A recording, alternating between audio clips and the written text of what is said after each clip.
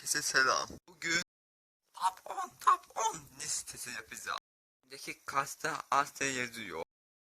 10 numara en iyi YouTuber'lar. 1 numara Enes Batur. 2 numara Murat Soner.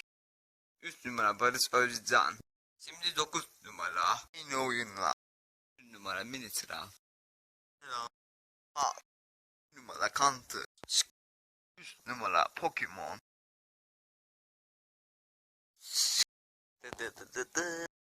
Sıra 8 numara. 7 numara.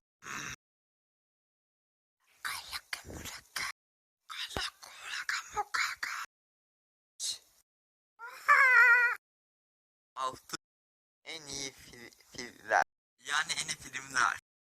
Hızlanma vakti. 3 numara Coco. 4 numara Esaretin Bedeli. 3 numara Babam ve Oğul. 2 numara Dedeni Koruyacak Kim Müziği. Şimdi 1 numara. Durun. Bir şey söyleyeceğim. 1 numaralı oyun Among Us. Evet.